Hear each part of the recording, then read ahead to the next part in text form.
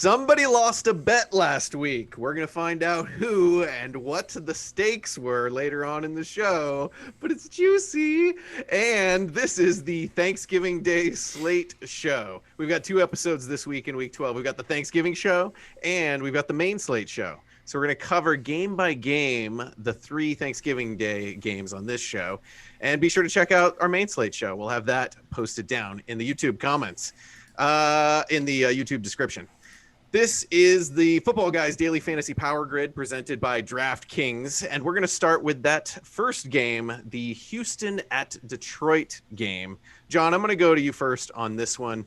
It's tradition for the Lions to host a game on Thanksgiving, and this is the highest scoring game, according to Vegas, of the 3. Tell me what you like about this one. Yeah, I mean, this game, it's got a 51-point Vegas total, and it's by far the highest. The others are 44.5 and 46 as we're recording on Tuesday night. And I mean, I really like this game. It's unusual because typically, Detroit doesn't strike you as a juggernaut offense. And for what it's worth, they're probably not one this year, but they're going up against a defense in the form of Houston that is 31st DVOA against the run, 24th DVOA against the pass.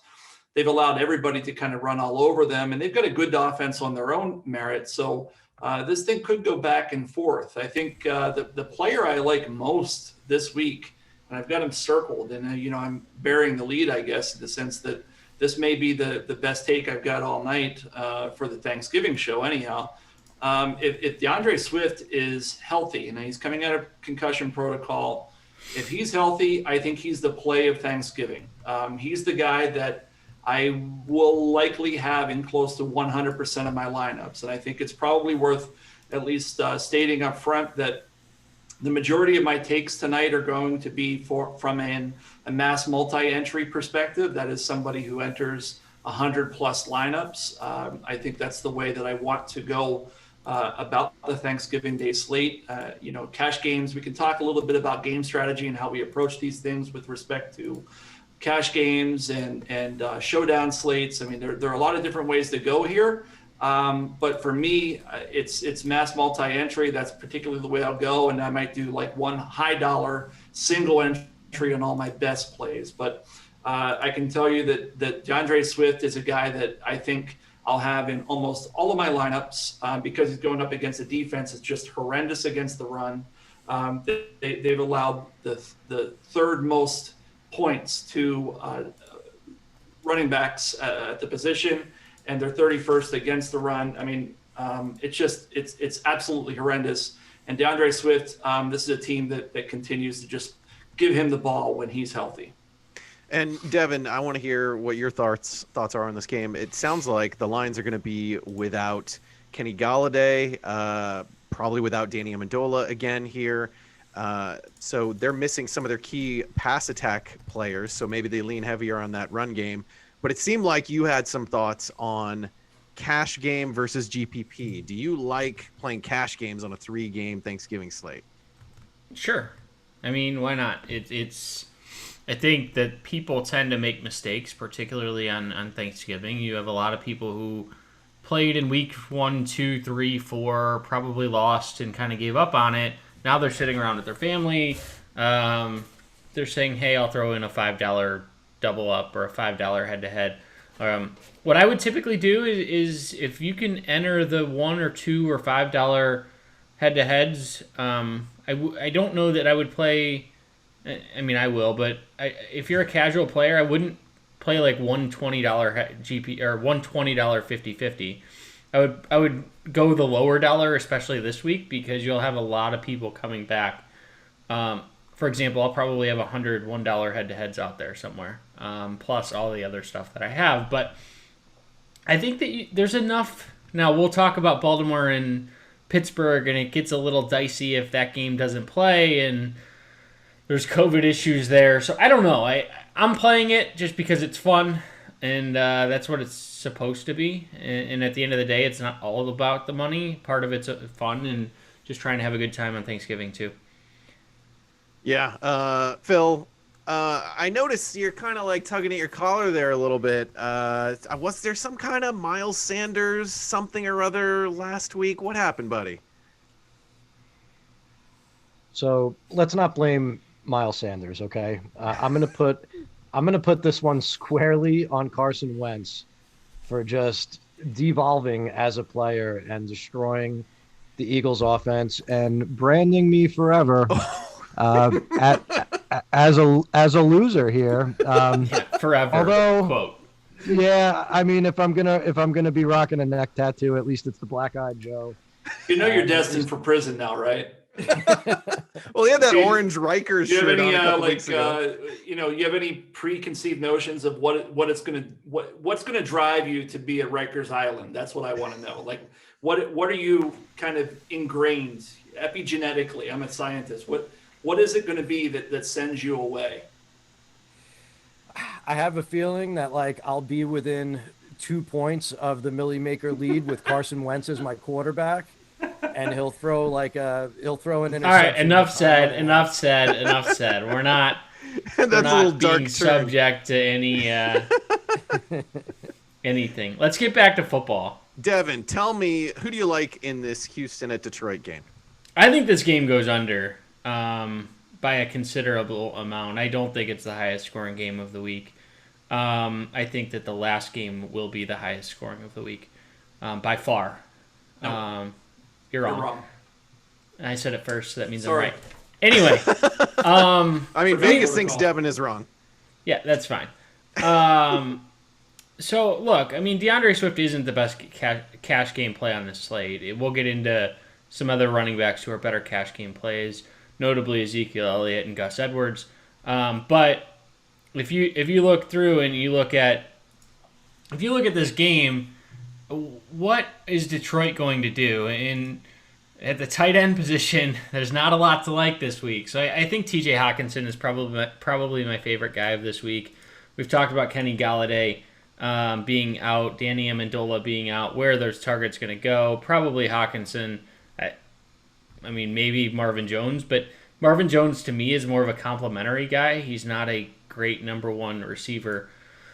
And then outside of that, I mean, if you want to take a deep shot on Marvin Hall, maybe, but there's not a lot to like in Detroit, and that's a concern for me that I don't see this offense as particularly great. So on the other side of the ball, looking at Houston, the real question is going to be, I think the answer is, I've been going back and forth on this one. So I think the answer is Brandon Cooks over Will Fuller, but I'll see what the other guys think.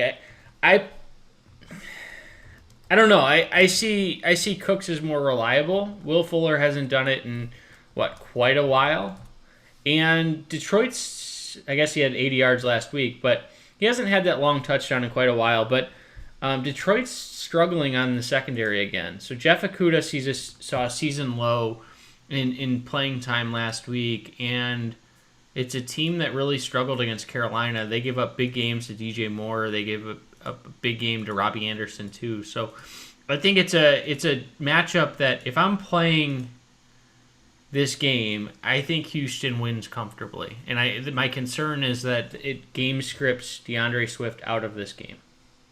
Now, Houston is dealing with some injuries of their own, maybe not quite as serious, but they will likely be without Randall Cobb this week. And then Kenny Stills got in a limited practice on Tuesday, but he's a little iffy with a quad injury. Phil, I want to get your take on this game. Who do you like? Yeah, so you can't game script DeAndre Swift out of a game because he's the pass catching back. If the game script goes wonky, he's probably in a better spot. I agree with John in that Swift, if he is active, and I guess as of today, he was at least in a limited practice, progressing through the protocol. He'd be my top play on this slate. In terms of the Houston wide receivers, you guys gifted me the 3K crapper of the week, and that is Kiki QT. So I'll stay true to form and highlight one of these low dollar guys. But Kiki Kuti, he's Sigmund Bloom's spirit animal. Bloom has been talking about this guy for longer than I can remember. Randall Cobb, it looks like, is out. Kenny Stills looks very iffy. And that means that QT will be on the field. He's 3,400 on DraftKings. And before he landed in Bill O'Brien's doghouse, this was a 4.4 40 guy, ton of agility, had some big plays, had some high volume games. And if the running game isn't working, which I think is interesting because the running game is not working in Houston. I was a big proponent of Duke Johnson last week. And, even though he's dominating the backfield, he's dominating nothing else but the touches.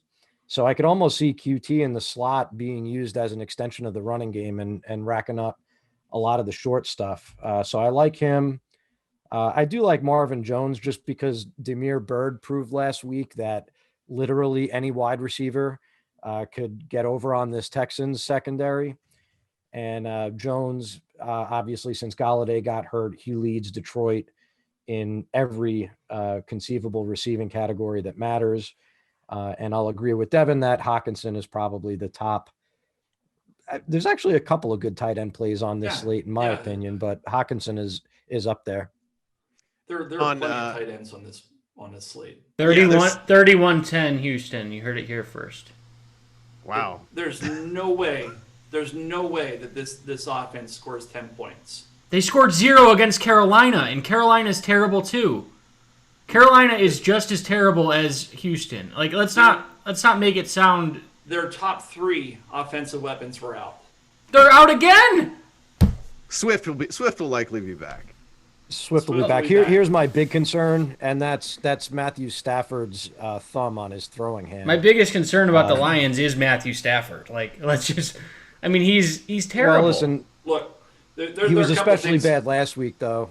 54% completion rate, and that I think is what led to the 0 actual points. But this defense allowed 300 plus to Jake Luton and Cam Newton in 2 out of their last 3 games. So. If he could throw it any sort of straight, he should be fine. Right. There are a couple of questions. Yeah, I'm sorry. I'm chomping at the bit because this is the most important game of the slate. And I think they go opposite of what Devin's saying. I think they go most important, kind of middle, and then the least important is the back end. And I think he actually thinks the opposite from what I can tell. The biggest question of the slate is what you do with Duke Johnson. No team in the NFL has allowed more fantasy production to the running back position than the Detroit Lions. If you look at what they've done, they've allowed 2 touchdown games to Antonio Gibson, Dalvin Cook, Latavius Murray, and Aaron Jones. And that's through 10 weeks of football. 40% of the teams they played, they've allowed 2 rushing touchdowns to an opposing running back. And now you enter a guy who last week, Phil, I won that one. I mean, neck tattoo and all, different one that I won. I told everybody to fade Duke Johnson. This week, I don't know what to tell people. It's a really tough situation because he's been absolutely dreadful. And it probably will come down to percent rostered for me in terms of what to do with him. I'll have an article that comes out tomorrow on Wednesday, so be sure to look at it. That'll be my final answer. But in terms of matchup, I almost want to play him because I think people are going to be off of him. He's 5,700, and they're giving him the ball. He's got plenty of volume. He's not catching the ball because Deshaun Watson's not throwing anything. But to me, that might be the question of the slate is what do you do with this guy? And it's probably worth us spending a few minutes talking about it because I mean, as I look through the rest of the slate, I mean, you could talk about Zeke, you could talk about McKissick, you could talk about, and I do agree this is where I will agree with Devin about Gus Edwards because of J.K. Dobbins and COVID. That is a pretty good play. But this particular running back may be the difference maker on the slate. 2 issues. Deshaun Watson doesn't throw to running backs. I talked about that last week. It's just, I mean, at this point, there's nothing more to say. He doesn't do it. And 2, is CJ Prosise potentially going to see more run? Do they just give up on Duke Johnson? Because that's a real possibility. Prosise had 25% of the snaps last week after having just 4% the week before. So Duke Johnson's snap count went from 95% down to 77%. If he's not productive, what choice do they have? They have to try out other guys. I mean, and right now he's terrible. I mean, he's absolutely terrible. I I don't disagree with you. He's been really bad. He's had 40 touches over the past 3 weeks as a starter, and he is barely a notch over 100 yards. And Carolina is maybe the third or fourth worst rush defense. It's not like they're significantly worse than Detroit. So, I mean, to me, No, he went against New England last week. Oh, you're right. Yeah. You're right. I'm thinking, okay. That's all right. New England's not great either. Anyway. I'm not saying they're a juggernaut. Yeah. I get it. Anyway, I just don't trust the player. I mean, he's averaging, 3 yards a carry? No, Maybe? it's terrible. But Yeah, it's something that people need to think about. So I have one other question about this game. We've talked about Kenny Golladay is likely out or is out. We've talked about Stafford not being able to throw the ball. What we did see was that they picked up somebody last week who everybody knows. He's a household name. Is Mohamed Sanu. Right. He is the site minimum $3,000. He played, I think, about 30% of the snaps last week. Right. Getting involved in that playbook, right? That's what he's doing. This week, I suspect he's going to play probably upwards of 50 to 60% of snaps. Do you think He was sent back down to the practice squad today? He was today. Yeah. All right. So then that probably tells us what we need to know. If they sign him for what it's worth, and this is what we do, right? We're constantly checking and so forth. But if they sign him back onto the team on Thursday or Wednesday night, I think he's worth a GPP flyer for the Millionaire Maker. Millionaire Maker is actually a really good contest this week. I think it's 3.5 million and with $1 million up top. It's not so heavy, top heavy as it typically is on Thanksgiving. I like him as a GPP flyer because low A dot. He's going to be running out of slot, 6-yard slants, blah blah blah blah, and he's a veteran who knows how to get open. I know his better years are behind him, but I don't hate him when he's going up against people like Marvin Hall and Hockenson, who's going to be owned at about 10 times his number.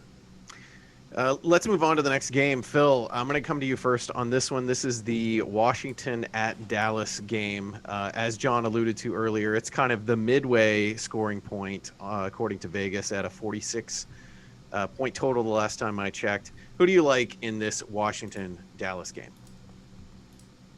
I guess I'll lead off with Andy Dalton, who I don't hate within the context of this slate. It's hard to say that, isn't it?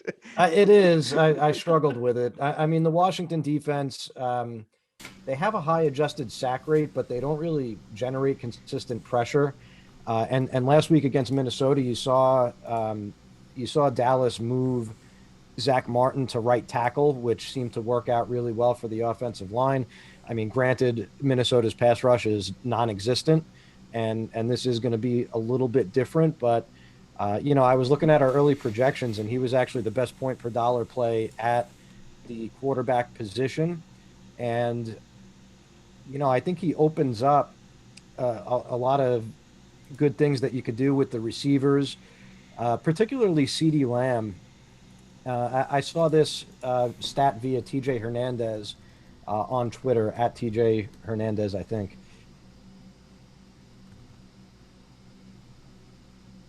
Anyway, let's go to a different Dallas receiver and talk about Amari Cooper. Okay. Amari, 89% of his pass attempts came out of 3 wide receivers. Oops, Phil is back. You had some internet glitch there, man. We missed what you said. You said CeeDee Lamb, and then we lost you. Yeah, we heard TJ Hernandez, and that was it. Yeah. Okay. Yeah, it looks like I do have a bad connection. Could you guys hear me? Yes. Yes. Okay. Yeah, so what TJ pointed out on Twitter was that prior to Dalton's injury, 89% of his pass attempts came out of 3 wide sets. And when Dalton was out of the lineup, that number went down to 70. And on Sunday, that number was back up to 84. And Lamb played 2/3 of the snaps for the first time since week 6. Had 4 catches and one of the most absolutely amazing, beautiful, picturesque touchdown catches I've ever seen. So I do like CeeDee Lamb. I like Amari Cooper. I like Dalton.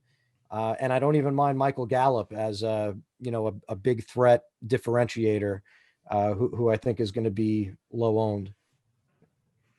Devin, let's go to you. What do you like about this game? Amari Cooper's the play. $300 more than CeeDee Lamb, and he's the clear number one and the clear guy that Dalton is locking in on. So he's the top play in Dallas for me. Looking on the Washington side of the ball, I think there's some guys who are interesting. So I think Antonio Gibson is probably one of the guys who's going to go relatively under-rostered this week. And look, all the guy has done has been productive since he's taken over, and he had 94 yards and a touchdown last week. He has a touchdown in 4 straight games.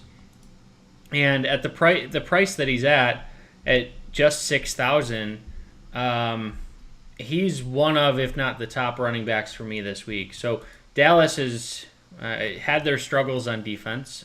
They're allowing 126 yards rushing a game and almost a touchdown per game. So I think that Antonio Gibson had 128 yards and a touchdown earlier this year. I think he's in a tremendous spot this week on the Washington side of the ball. Terry McLaurin, always a cash game play. I mean, we could just lock him in almost every week. I think he's third in the NFL in total receiving yards, and he's only about 40 behind the leader. So he's been incredibly consistent each week. But I'll turn it over to the Cowboys fan who can tell me I'm wrong. What do you think, John? What do you like about this? No, I didn't raise any red black-eyed Joes there. I mean, I think most of what the guys have said I kind of agree with. Andy Dalton, Zeke, and Gallup are the guys I have highlighted with regards to value and guys I'd be looking at, excuse me, if you're playing a cash game format. And I suspect Gallup is going to be under-rostered, and from that end, he becomes a GPP option. So you've got 3 analysts here telling you 3 different Cowboys receivers, and while that may give you pause, I think where it does resonate, or where it should resonate, is that they have one common link, and that is Andy Dalton. He looked a lot better last week against Minnesota in a game that they surprisingly won on the road. This is a situation at home. I think that they could be, they could win 2 in a row. And, I think that there's also an opportunity here for you to do kind of a Cowboys team stack if you want to try to get their points with like Dalton, Zeke, and then one of the receivers. None of them are that expensive. Even with Cooper at 5,700, he's not prohibitively expensive where the opportunity cost is going to really prevent you from doing a whole lot. There are a number of ways to go here, but I do like Dallas. I think on the other side, the player that I'm most intrigued about, and I agree with what Devin said about Gibson. The guy he's been a really solid rookie running back. The person though that I like on the other side, I think, is McKissick. Look at the number of targets he's had over the past few weeks. I want to pull that up quickly because I don't want to speak out of turn, but I want to say he's had 30 targets over the past 2 weeks. Let me see, make sure that's right. No. He had 14, 15, and then last week he had 4. So he's a type of play in a GPP environment that I want some of, and he's 5,100. I suspect he's going to be undervalued because of Gibson scoring a couple times last week. So you could do that Cowboys team stack and then run it back with McKissick and feel pretty good about it. Yeah, he's entirely game script dependent. So yeah, the reason he had only 4 targets last week is they were ahead against Cincinnati. So I think it's a fair call out to say that if you want to stack Dallas, go JD McKissick. Yep. That's a good. And it looks like we lost Phil. Maybe the cops have already come from him and his neck tattoo, but I'll be just fine without him. I'll say this: Washington defense is my favorite GPP sneaky defense on the slate. So Minnesota, I mean, we talked about Dallas looking good, but that offensive line is still a concern. And Minnesota lost Everson Griffin. They lost Yannick Ngakoue. They lost Daniil Hunter. They've lost their entire defensive line. So through trade or not signing people or injury, and Washington has I would say above average, one of the better defensive lines in football. They've spent a ton of money on it. Chase Young is back. They injured Joe Burrow last week. So I think if you're looking for something sneaky, it's Washington this week. And let's talk about Zeke. We didn't mention him at all. What are we doing there? I mentioned him. I said I thought he was cash game viable at 6,800. I think he's firmly cash game viable. I agree. Yeah. In fairness, the Redskins, I was surprised. They've allowed the 4th least fantasy points to the position, but it's still not going to scare me away. I think, the 3 running backs I'm kind of looking at in cash are DeAndre Swift, Zeke, and then we'll talk about Gus Edwards. I think he's a lock and load this week because of the COVID situation. Yeah, he'll probably be the highest percentage roster of any running back on this slate, Yeah. I would imagine. We've only mentioned 1 quarterback so far, and we're about to finish covering 2 games here. So we mentioned Andy Dalton. Does that mean that we like Andy Dalton more than the other 3 quarterbacks that are associated with these games? No, for me, it's Deshaun Watson. Okay. He's my favorite guy this week. He's pricey, right? But Yeah. But, how else are they going to score? Duke Johnson's terrible. I agree with you. I think that's the play, and I just wanted to make sure we didn't overlook that. Yeah, for me, it's a clear Deshaun Watson is my number 1 guy. If I have to go down, it's probably Andy Dalton. I won't disagree. I like him more than Stafford, mostly because of what I think about that game and what I think about Detroit, but I've made that overly clear. Yeah, and we never really mentioned Alex Smith, and there's probably a reason for that. So we're going to go on to the next game. Please subscribe, hit that bell, give us a thumbs up, and hopefully when you do that, the magic of Phil will come back to the video. Oh, it worked. Thanks for giving us the thumbs up. That completely worked and brought Phil back to life. You viewers are the best. We really appreciate it. We really do it all for you, and that's why Phil came back. It's sort of like every time a bell rings, an angel gets their wings. So let's talk about the Baltimore at Pittsburgh game. This is the Vegas total that's the lowest, but it sounds like it's the game that Devin's the most excited about. So I want to go to him first. Let's mention a couple injuries here. We've got, not really injuries, but J.K. Dobbins and Mark Ingram have been ruled out of this game because they tested positive for COVID. There's a lot of issues with COVID in the Ravens team right now. The game is still on as of Tuesday night, but we do need to keep an eye on that. I think they're going to find a way to play this game on Thursday night on Thanksgiving, but just keep a close eye on that. Devin, tell us, what do you like about this game? Yeah, so the last 2 times that these teams met, these games have gone significantly over. They're averaging 51 points. So I'm not afraid of these 2 defenses. They're rival teams that know each other's schemes. The Ravens ran for 265 yards the last time that they met. So I tend to think that this game has, particularly with all of the COVID issues, I don't know who's all impacted yet. It's still a little early. We know that the running backs on Baltimore are impacted, but if there are defensive guys that could be impacted, you got to look at the Pittsburgh side of the ball and say, how do we attack that? So I don't know, as we stand Tuesday night recording, just how it's going to impact it, but the guy that I really want in every lineup is Diontae Johnson. Just becoming a target monster, almost becoming, and I mentioned it early on in one of the early shows, but he looks like Antonio Brown. I mean, as that undersized guy who's a crisp route runner who just gets peppered with targets, he is becoming one of the safer guys in the NFL for me, particularly in cash games. I think he's one of the first names that I'm looking at.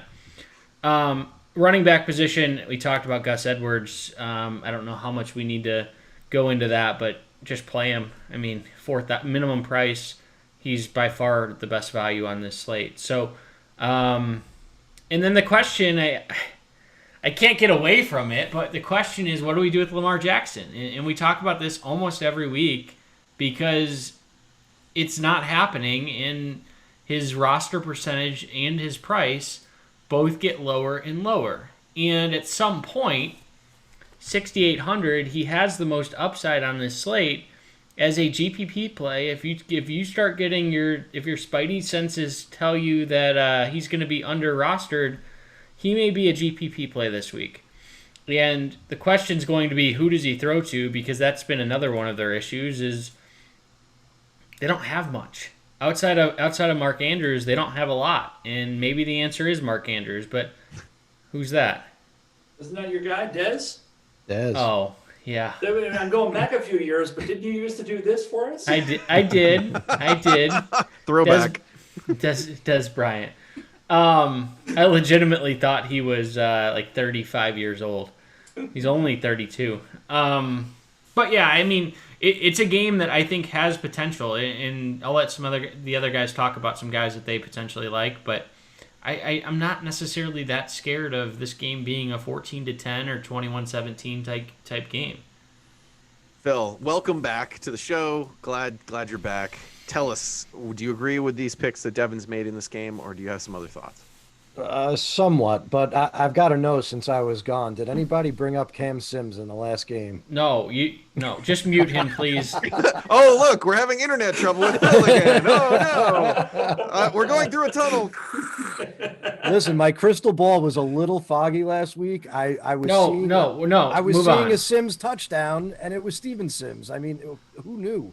So close. So close. So close. Yeah. All right. That's what DFS is all about, right? It's a game of inches. Right.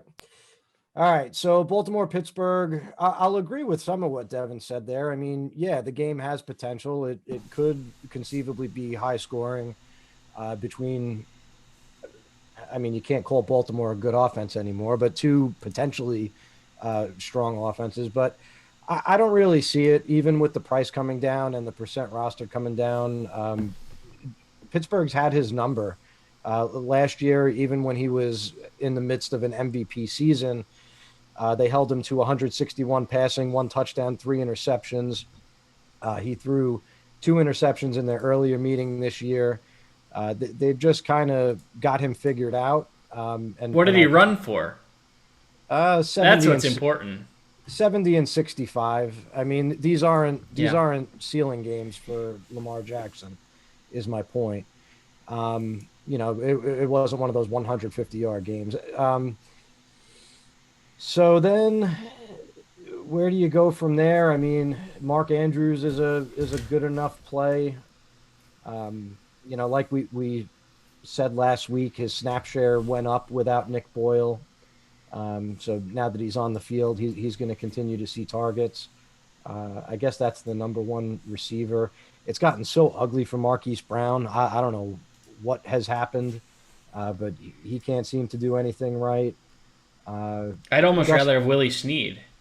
I would rather have Willie Snead. He had 7 targets last week. 7 targets in 3 out of his last 4 games, actually. And he had over 100 yards in this against the Steelers earlier this year. So I would have Snead over Brown, as scary as that is. Yeah, like that, but that's what I mean. Like, what are the Ravens thinking, running the offense through Willie Snead instead of Hollywood Brown? It's just a backwards calamity of an offense that they've got there. The one plus, like you said, is the running game. Gus Edwards at 4K. He's going to be pretty difficult to leave out of your lineups, but in GPPs, I think because he's probably going to be everyone's favorite punt play, and he's still Gus Edwards, and he's going up against the Pittsburgh defense. 70 yards and a touchdown get him to 4X, so I get it. But I think in the spirit of building a unique lineup and constructing a unique roster, I might fade him a bit depending on where his percentage gets. And I might actually look to fade him in favor of Justice Hill, because this is an offense that has been doing a running back by committee religiously. So what makes us think that they're going to stop? Why aren't they going to plug Justice Hill into a role where he's seeing 40% of the snaps? And he's a guy with 4.4 speed, elite burst, the perfect price pivot at a percentage of the roster, rostered there. Yeah, he's going to be highly, highly rostered. Gus Edwards is, so you have to figure out what to do with him in GPPs. John, what are you going to do with him in GPPs? Yeah, I'm looking up. I'm going to assume Justice Hill is 4,000, right? Yep, same price. Yeah, I can't. I even then I can't get, unless he's 2,000. I can't get behind that. Right. But what about fading or being under the field on Gus Edwards because he's going to be so highly rostered? Yeah, I mean, ultimately, it always depends on the final number there. I'll have my numbers again in my article tomorrow. It's not helpful for those people watching the show. I get it. But Edwards right now, I would say he's probably playable at 60%. If he gets much above that, I might go underweight on him. Look, I don't like this game, period. And it scares me because I like to have a little bit of action in the latter half of the slate, and this is it, or the latter third in this case.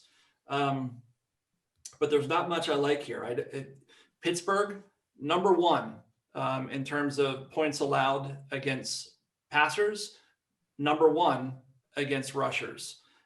Edwards, I'll make an exception because he's super cheap, and I'm okay with that. But there's not a whole lot I like here. I think Lamar is probably overpriced at 6,800. I get it. He's cheap comparative to his historical numbers, but he's not been able to do a whole lot, as Phil's already illustrated. I think for GPPs, I was joking earlier, but I do think Des Bryant is interesting. He's 3,600. If he catches a touchdown, he becomes viable, and that's what you're counting on. And I think the guys have underestimated the value of Mark Andrews on this slate.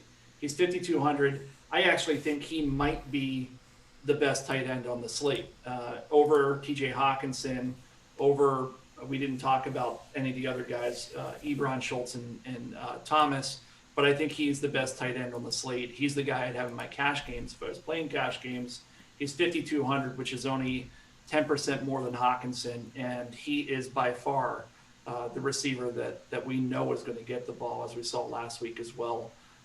But this game, I could totally see Pittsburgh blowing it out, being like a 24-7, 24-10 game, which would go completely against what Devin thinks. So, I mean, that's why we play the games, right? I mean, at the end of the day, you're as you're building your lineups for Thursday, you're game scripting. That's what I do, and I say this is what I think is going to happen, and hopefully you project all three games the right way. And if you do, you're going to come out on the positive side, and if you don't, well, there's always Sunday. So what are we doing with James Conner? So you look at Baltimore the last 2 weeks, 121 yards to Damian Harris. Yep. 133 yards to Derrick Henry. I think James Conner's in an interesting spot this week. No one's going to play him because everyone likes Gibson, they like Swift, they like Edwards, they'll play Zeke. So what about Brandon Williams and Calais Campbell have been out last week? I know they were last week. Are they out again this week? I know you write that piece of the Brandon Williams is on the COVID list, so he's probably not playing. And Calais Campbell is hopeful he can play. Yeah, which it's Tuesday and it's hopeful. So here's the deal with James Conner, if I could interject. The Steelers' offense has shifted over their last 3 games. On the season, they're averaging a 59% pass play percentage. Over the last 3, that's shifted to 68%, and there's been positive game script in that 68%, where you would expect James Conner to be the one that's putting away these wins, and they're just throwing it for all 4 quarters. They seem to have embraced the fact that their wide receivers are awesome, and passing in the year 2020 is just more efficient than running. And listen, they've got the horses to do it, right? Claypool, Johnson, and Juju is one heck of a trio. And I don't know. I would kind of be surprised if that changed in this spot. And I think more so than Conner playing poorly, that's just been what's going on, is they're pass heavy. Yeah, I don't disagree, and I'm not saying for cash that Conner is viable, but from a GPP perspective, if we're talking Conner's going to be lower rostered than Duke Johnson, that's ridiculous to me. That's absolutely ridiculous.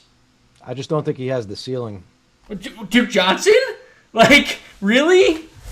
Duke Johnson is playing Detroit. James Conner is playing Baltimore. Without Calais Campbell and without Brandon Williams. I mean, they've Conner allowed the had most 9 yards last week, and he's certainly got some positive touchdown regression coming back.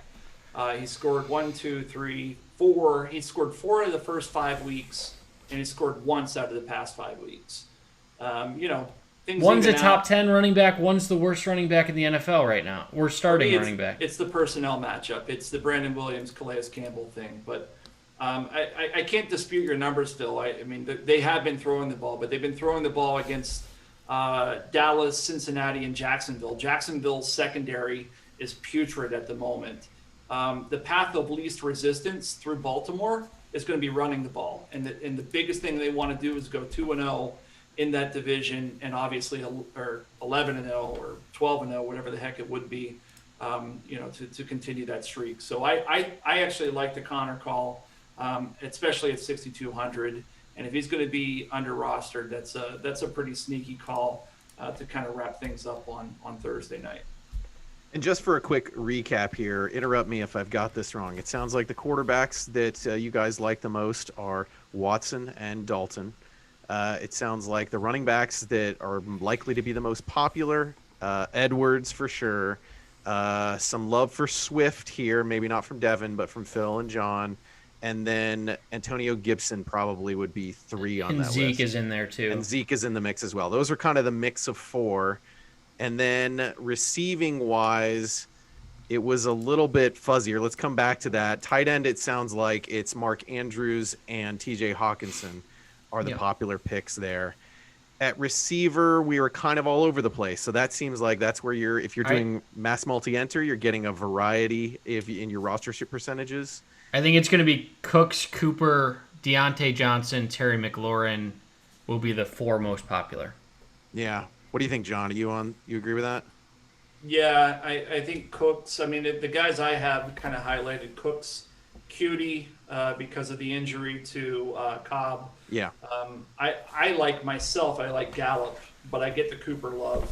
Yeah. And then Diontae is on my list as well. So we're not too far apart there. Yeah. All right. Well, that's going to do it for our Thanksgiving Slate show. Please check out our main Slate show as well. We're recording 2 episodes this week. And check out all our content over at footballguys.com. We'll be back next Friday morning with our Week 13 episode at our regular time slot. On behalf of John Lee, Devin Knotts, and Phil Alexander, have a happy Thanksgiving. And thank you for watching. And thanks for being a football guy. Be sure to check out all of our content over at footballguys.com/DFS by clicking the button in front of Devin's face. And if you'd like to subscribe to our YouTube channel, be sure to press the button that's on Phil's face. And if you want to see our latest video, click that giant box that's in front of John Lee's face. Check all that stuff out. Thank you for listening. Thank you for watching.